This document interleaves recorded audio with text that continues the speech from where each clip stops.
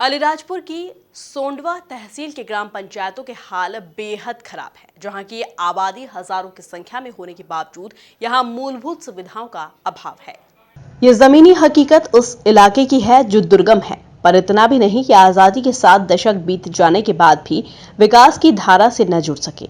इन तस्वीरों में आप देख सकते हैं कि किस तरह से यहाँ के लोग अपना जीवन जीने के लिए अपने जीवन को ही दांव पर लगाने को मजबूर हैं।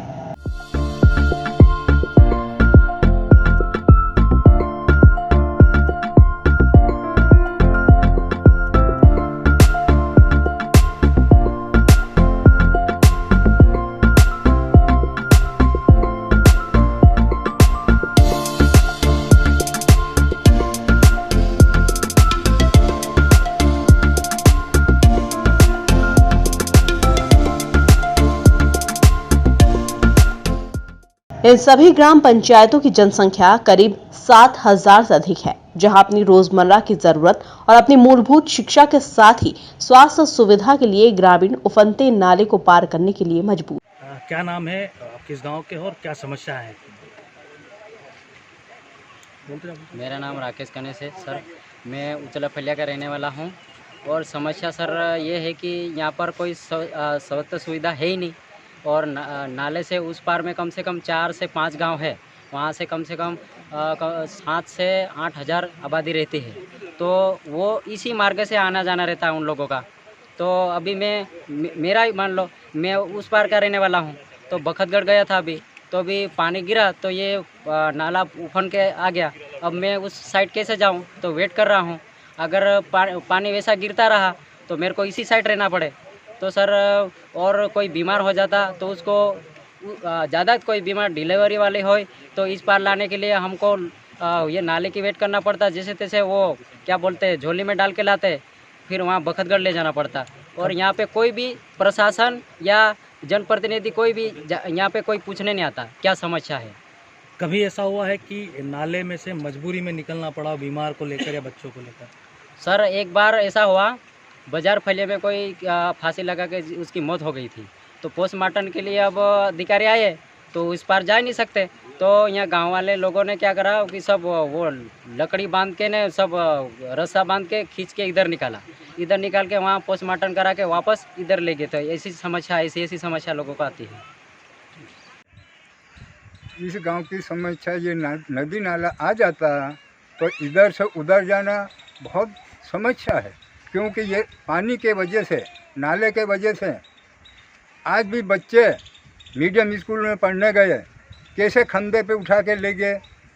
और ज़्यादा पानी होता तो इधर के लोग यहाँ मेरे यहाँ रुकते हैं। और इस नदी के लिए मैंने 15 साल पंचायत मेंबर रहा। उसमें PWD को जब PWD अलीराजपुर की ऑफिस झाबा थी तो मैंने टाइम पेपर को बताया था यहाँ के बखतगढ़ वालों को, तो उसने क्या कहा, गांव वाले सब मिलके एक आवेदन अलीराजपुर PWD ऑफिस झाबा में है, वहाँ लिख के देना यूँ कहा। तो हमने यहाँ से उमरखेड़ के 15-20 आदमी एक प्रस्ताव बना के झाबा रजिस्ट्री की, उसकी रसीद भी आ गई, फिर भी ना सरकार ने हमारी सुनवाई की। क्या नाम है आपका? लेखा पिता देवला, ग्राम उमरखेड़, उचला फलिया।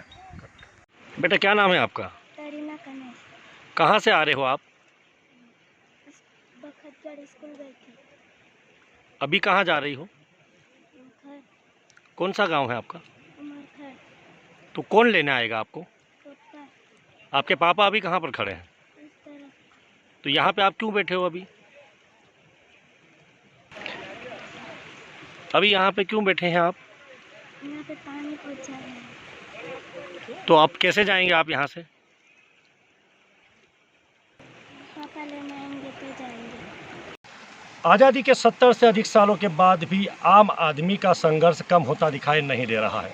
सरकार लगातार योजनाओं के माध्यम से ग्रामीणों के जीवन को बदलने का दावा करती है, लेकिन अलीराजपुर जिले की इस गांव की यह तस्वीर सरकार के दावों की पोल खोलती हुई दिखाई दे रही है।